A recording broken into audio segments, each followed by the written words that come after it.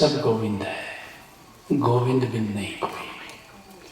लेकिन गुरु जी, दुनिया में इतनी अशांति, आतंकवाद, चोरी, डकैती, खून खराबा, अत्याचार, व्यभिचार, एक दूसरे को जुटने में, लूटने में लगे हैं। कहा जाता है सब कुछ गोविंद ही करवाता है। इन बातों में विरोधाभास कैसे लगता है? ये कैसे संभव है? दो बातें। पहली बात कि गोविंद द्वंद्वात्मक नहीं है, गोविंद में द्वैत नहीं है, गोविंद अद्वैत है। कल हम चर्चा कर रहे थे कि गोविंद ने ब्रह्मांड को बनाया। शब्द बंध्या शब्द है, शब्द ही सब जाए, शब्द से सब पैदा हुआ और शब्द से ही सब बंधा हुआ है। और मैंने कल ये भी बताया कि शब्द क्या है? नाद से गूंजता हुआ आकाश, नूर से जगमगाता हुआ आकाश, इसी से ब्रह्मांड पैदा हुआ। जीसस कहते हैं वर्ल्ड क्रिएटेड यूनिवर्स, शब्द ने ब्रह्मांड को पैदा किया। सारे संत कहते हैं शब्द से सब पैदा हुआ और अंत में शब्द में सब मिल जाएगा। लेकिन कल हमने एक और चर्चा की, ब्रह्मांड तो शब्द ने बनाया, शब्द को ही परमात्मा कहते हैं, गोविंद कहते हैं, प्रभु कहते हैं। लेकिन सृष्टि गोविंद ने नहीं बनाया, सृष्टि ब्रह्मा ने बनाया। और जब हम सृष्टि कहते हैं तो उसका अर्थ है जीवों की श्रृंखला, प्राणियों की श्रृंखला। जितने जीव जंतु, इनकी डिजाइनिंग, इनका शरीर कैसा हो, इनका मन कैसा हो, इनका हृदय कैसा हो, और आत्मा तो गोविंद से ले लिया। जैसे कुम्हार है, मिट्टी और पानी मिला दिया, मिला के पात्र का निर्माण कर दिया। तो ऐसे ही समझो पंच तत्व की माटी और आत्मा का पानी लेके ब्रह्मा ने स्प्रिट बना दिया और खेल शुरू हुआ। लेकिन सृष्टि का आधार द्वंद्वात्मक है, गोविंद द्वंद्वात्मक नहीं है, सृष्टि द्वंद्वात्मक है। जड़ चेतन गुण दोष विश्व खिन्न करतार, जो भी विश्व का रचयिता है, करतार है, सृजन करता है। तो एक तो हमने क्या बताया कि ब्रह्मांड की रचना, एक बताया सृष्टि की रचना। सृष्टि में जीव जंतुओं की बात, जीव जंतुओं का निर्माण। मैंने ये भी बताया था कि लीला है, खेल है, और खेल तभी चलेगा जबकि दो टीम हो। एक टीम से खेल नहीं हो सकता। वैसे कुछ लोग होते हैं वो अकेले खेलते हैं ताश, इधर से भी पत्ता फेंकते हैं, उधर से भी पत्ता फेंकते हैं, फिर अकेले खेलते हुए भी दो पार्टी कर लेते हैं, अपने ही इधर भी खेलते हैं, अपने ही उधर खेलते हैं। मगर खेलने के लिए दो पक्ष होना जरूरी है, खेलने के लिए दो टीम होना जरूरी है। इसीलिए ये सृष्टि के लिए द्वंद्वात्मक है। यहाँ जड़ है तो चेतन है, गुण है तो दोष है, सफलता है तो असफलता है, अच्छा है तो बुरा है। ऐसे भी देख लो, कुछ को स्त्रीलिंग बना दिया, कुछ को पुल्लिंग बना दिया। देख रहे हो सृष्टि का खेल। परमात्मा में कहीं स्त्रीलिंग पुल्लिंग है? ग्रह नक्षत्रों में कहीं स्त्रीलिंग पुल्लिंग है? नहीं है। लेकिन ब्रह्मा जहाँ से शुरू कर रहे हैं वहाँ से कहानी द्वैत है, स्त्री है तो पुरुष है। और भूतों का विज्ञान बताते हैं आनंद प्रज्ञा में। एक ग्रुप है मैं सही हूँ, आई एम राइट, दूसरा आधे लोगों को बना दिया तुम गलत हो, ये बन रहा। वहाँ भी द्वंद्वात्मक है, भूत भी द्वंद्वात्मक है, ये लिंग भी द्वंद्वात्मक। आधी दुनिया को स्त्री बना दिया, आधी दुनिया को पुरुष बना दिया। ऐसे ही कुछ लोगों को अच्छा बनाया, कुछ लोगों को बुरा बनाया। एक दिन ओशो शैलेंद्र जी ने कहा, करीब 14-15 साल पहले, उन्होंने कहा कि स्वामी जी आप कह रहे हैं कि सृष्टि द्वंदात्मक है, कुछ लोग अच्छे होते हैं, कुछ लोग बुरे होते हैं। उनके हाँ स्वामी जी ऐसा ही है। उनका कि मुझे तो आज तक कोई आदमी बुरा मिला नहीं।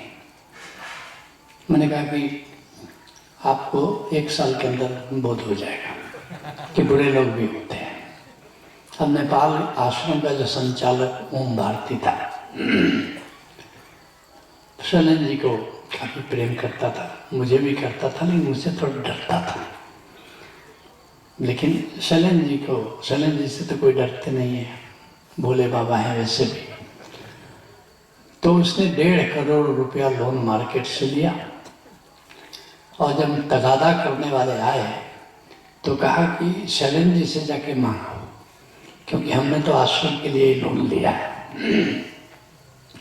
एक दिन एक व्यक्ति आया, शैलेंद्र जी से मिलना चाहता हूँ। शैलेंद्र जी मिल भी सबसे लेते हैं। तो आया, कहा कि मेरा 40 लाख कब आप दे रहे हैं? शैलेंद्र ने कहा कि भाई 40 लाख तुमने दिया कब? बल्कि वो तो आप ही के लिए दिया ना, ओम भारती को दिया। ओम भारती अब कह रहा है कि आपसे ले लें, क्योंकि लिया तो आश्रम के लिए ही था। शैलेंद्र जी उस दिन आए, कहा कि स्वामी जी मैं मान गया, बुरे लोग भी होते हैं।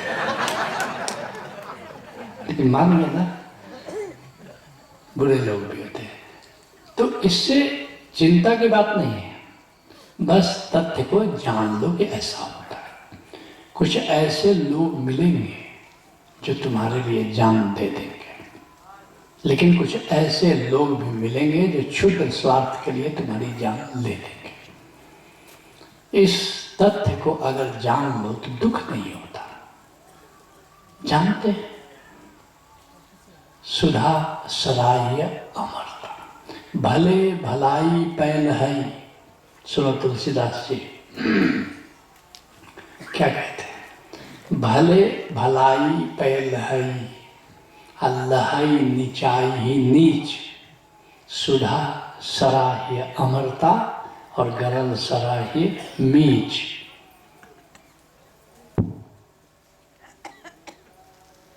क्या कह रहे हैं कि जो भला व्यक्ति की तारीफ इस बात में है कि वो कितना सज्जन है, कितनी सज्जनता से तुम्हारे साथ पेश आता है। हीरो, कौन सा बढ़िया हीरो है जो खूब बढ़िया गुण है उसमें।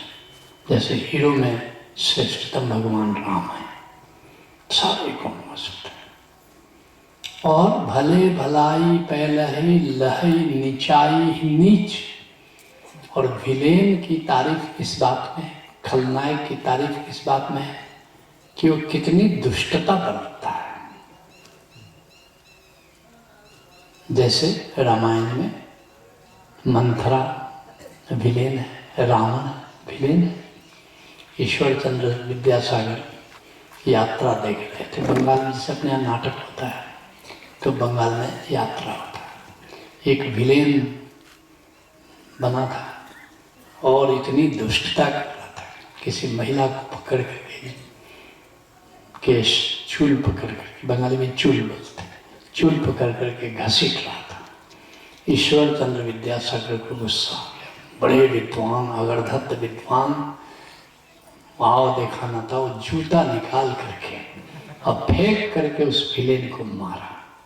गिरीश माथुर उसका नाम था विलेन का। और वो तो हंसने लगा, जूता रख लिया, अब रोल जारी रखा। बाद में ईश्वर चंद्र विद्यासागर का गुस्सा ठंडा हुआ, कह रहे देखो मैं तो नाटक है भूल ही गया, मेरे जूता तो दे दो। गिरीश माथुर ने कहा ये नहीं दूंगा, ये तो मेरे जीवन का सबसे बड़ा पुरस्कार है कि मेरे अभिनय को आपने इतना वास्तविक समझ लिया कि आप जैसा समझदार व्यक्ति भी भूल गया कि नाटक है। भलो भलाई पहले लाई नीचाई नीच, और सुधा सराय अमरता गरल सराय। सुधा की सराय दवा की समान तारीफ औषधि की तारीफ किस बात में है?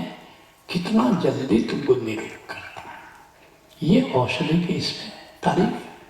और जहर की तारीफ किस बात में है? कितनी जल्दी मृत्यु दी। ये तो जहर खा लिए कुछ हुआ। किसी ने प्रश्न पूछा है ओशो से कि मीरा ने जहर खाया, कुछ हुआ नहीं, आप क्या कहते? एक बार पूछा, ओशो ने कहा कि मीरा के सेल सेल में अमृत घुला हुआ था, जहर के लिए कोई स्कोप ही नहीं था। ठीक 5 साल के बाद फिर एक व्यक्ति पूछता है कि मीरा ने जहर पिया तो मरी नहीं। ओशो ने कहा कि भारतीय जहर था, नकली रहा होगा। अरे तुमने जहर खाया और कुछ हुआ ही नहीं, ये उस जहर की विशेषता है। जहर में पोटेशियम साइनाइड, जी पड़ गया राम नाम सत्य, भलो भलाई पै लहाई निचाई ही नीच, सुधा सराय अमरता गरल सराय बीच। द्वंदात्मक सृष्टि है। तुम कहते हो कुछ यहाँ आतंकवादी हैं, ये सब आतंकवादी यू कैनॉट प्रोसेस, इनका बहुत बी ग्रुप वाले। ए ग्रुप वाले बड़े प्रेमल होते हैं, बड़े केयरिंग होते हैं, बड़े परोपकारी होते हैं। और बी ग्रुप वाले करना धरना कुछ नहीं है, अपने से मतलब है। और बी ग्रुप में भी खास करके यू आर रॉन्ग तो दूसरे में गलती निकालते हैं। और यू कैनॉट प्रोसेस, हम तो डूबेंगे सनम तुमको भी ले डूबेंगे। सृष्टि द्वंदात्मक है और तभी मजा है। सोचो तो सही कि यहाँ सब अच्छा ही अच्छा। कोई सिनेमा बना, फिल्म बनी, उसमें विलेन हटा दिया। अच्छा सुनो, रामायण की कहानी, रावण को हटा दिया तो कुछ बचता ही नहीं, बेस्वाद मामला है। ये तो रामायण थोड़ा सुनने का मन करता है कि रावण खड़ा है। अगर रावण को हटा दो तो रामायण कोई सुनेगा? कुछ नहीं, राम में कुछ है ही नहीं, कुछ भी स्वाद नहीं है। स्वाद तो रावण बना रहा है, थोड़ा नमक, थोड़ा मिर्च, थोड़ा मसाला, नहीं तो लौकी है, राम लौकी है। हाँ, रावण के कारण बड़ा स्वाद हो गया रामायण में। वैसे ही महाभारत में कृष्ण में कुछ है ही नहीं, नाच रहे हैं, बांसुरी बजा रहे हैं, कुछ है? ये तो दुर्योधन ने रस बोला। दुर्योधन को हटा दो तो महाभारत में कुछ नहीं, कुछ रुचि नहीं हो जाए। ऐसे जितनी भी फिल्में बनती हैं, खलनायक के कारण रुचि पैदा होती है। ये तो हीरो में रखा क्या है? अमिताभ बच्चन क्या करेगा जब तक गुस्साए नहीं? एंग्री यंग मैन तो किस पर गुस्साएगा? कोई दुष्ट तत्व हो तब तो गुस्साएगा। सारी फिल्में खलनायक के चलते चल रही है। ऐसे ही यह दुनिया बड़ी मनोरंजक है जब यहाँ कुछ खलनायक मौजूद हो। जिस दिन सारे खलनायकों को विदा कर दिया जाएगा, जिस दिन केवल सज्जन रह जाएंगे, ये दुनिया रहने लायक नहीं होगी। धन्य हो ब्रह्मा, उन्होंने ऐसी सृष्टि बनाई। केवल पुलिस बना दिया, चोर बनानी तो हरिओम जी क्या करते? हरिओम जी का सारा व्यक्ति तो चोरों और दुष्टों के कारण निर्मित देख रहे हो। अगर इनके जीवन में कोई चोर नहीं मिलता तो लकड़धुंडू बन के रह जाता। ये तो धन्य हो उन चोरों का और दुष्टों का जिनके कारण इनकी रीढ़ की हड्डी में इतना बल पैदा। दुनिया बड़ी मनोरंजक है, इस नजर से देखो। ऐसे मत देखो कि ऐसा गोविंद के चलते। पहली बात, गोविंद का इसमें कोई हाथ नहीं, ना करत गुनाहों के तलबगार हैं। गोविंद ने ये गुनाह नहीं किया। अगर ये गुनाह है तो गोविंद का गुनाह नहीं है। गोविंद ने तो ब्रह्मांड बनाया, उसमें तो कहीं द्वंद्व नहीं है, कहीं द्वंद्व नहीं है। हाँ, ब्रह्मा कह सकते हो कि गोविंद की प्रेरणा से ब्रह्मा ने बनाया हुआ, हाँ ये ठीक है, गोविंद का हस्ताक्षर जरूर होगा, लेकिन द्वंद्व है तो जीने का मजा है। एक दिन तुम्हारे सारे दुख, कल्पना करना, सारे दुख तुम्हारे जीवन से ले लिया जाए तो करोगे क्या? ये तो पीड़ा जो न मिलती झोली भर, ये जीवन रीता रह जाता। तुमने कल्पना नहीं की। तुम जी इसलिए रहे हो कि दुख है और दुखों से तुम्हें जीतना है, दुखों से तुम्हें मिटना है, दुखों को मिटाना है, इसलिए तुम जी रहे हो। और पश्चिम में ऐसा हो गया, उनके सारे दुख दूर हो गए, अब आत्महत्या कर रहे हैं। स्विट्जरलैंड के लोगों को कोई दुख ही नहीं है। एक बंदे को मैंने कहा, हमारे स्विट्जरलैंड में काफ़ी लोग हैं, हमने कहा कि तुम लोग क्यों दुखी हो? भारत के लोग दुखी हो, गंदगी ही गंदगी है, धूल ही धूल है, कीचड़ ही कीचड़ है, मक्खी ही मक्खी है, मच्छर ही मच्छर है। स्विट्जरलैंड में न मक्खी है, न मच्छर है, न कीचड़ है, न धूल, धमास कुछ है। जिधर देखो हरियाली है हरियाली, जिधर देखो सुंदर पहाड़ ही पहाड़, बर्फ ही बर्फ। तो उसने कहा कि इसमें क्या रखा है, तो बचपन से देख रहा है। आप लोग हिंदुस्तान के लोग आते हो, अपना बैकग्राउंड में कीचड़ है तो ये अच्छा लगता है, हमारे यहाँ कोई कीचड़ है ही नहीं, तो फिर ये सौंदर्य भी सौंदर्य नहीं दिखाई देता। थोड़ा ब्लैक बोर्ड हो तो चौक से लिखने में दिखाई देता है, यहाँ तो ब्लैक बोर्ड कुछ है नहीं, यहाँ दुष्ट है ही नहीं, तो फिर करना क्या है जिंदगी में? हमको यही समझ में नहीं आता कि जिंदगी में अब करना क्या है। और मैक्सिमम सुसाइड स्विट्जरलैंड में हो रहा है, दुख है ही नहीं। जापान मैक्सिमम, स्विट्जरलैंड के बाद सर्वाधिक परसेंटेज जापान का है। जापान में कोई दुख है ही नहीं, तो दुख है नहीं तो जीने का सबब क्या है? इस दृष्टि से हमारा हिंदुस्तान बड़ा महान देश है। यहाँ इतने दुख है कि बाकी चीज के लिए, मरने के लिए फुर्सत ही नहीं, मरने की सोचने के लिए फुर्सत ही नहीं है, और बाकी जगह दुख ही नहीं है, तो एक ही बात सोचने की है कि मर ही जाओ, कोई जीवन का उद्देश्य नहीं। भारत के फ्रस्ट्रेशन अगर है, डिप्रेशन है, अपना उद्देश्य पूरा नहीं कर पाए, इसलिए लोग फ्रस्ट्रेटेड हैं। अच्छा मकान बनाना था, अच्छी कार लेनी थी, अब बच्चों को अच्छे से पढ़ाना नहीं कर पाए, इसलिए बाहर थोड़ा सा निराश है। लेकिन बाहर के लोगों की निराशा ये है कि जो भी करना था वो तो कर लिया, अब क्या करें? करने को कुछ बाकी नहीं बचा, कोई उद्देश्य ही नहीं बचा। भारत की निराशा का उपाय है, आज नहीं तो कल आदमी आशा करता है कि हम अपनी उद्देश्य को पूरा कर लेंगे, लेकिन बाहर के लोगों को उपाय भी नहीं है, नहीं कोई उपाय है। उनकी निराशा मिटाने का कोई उपाय नहीं है, वहाँ निराशा बड़ी घनीभूत है। तो इसलिए ब्रह्मा ने सृष्टि को द्वंद्वात्मक बनाया, और भारत में तो खूब द्वंद्व भर दिया। इसलिए भारत में रहने का जितना मजा है, उतना मजा कहीं रहने का नहीं है।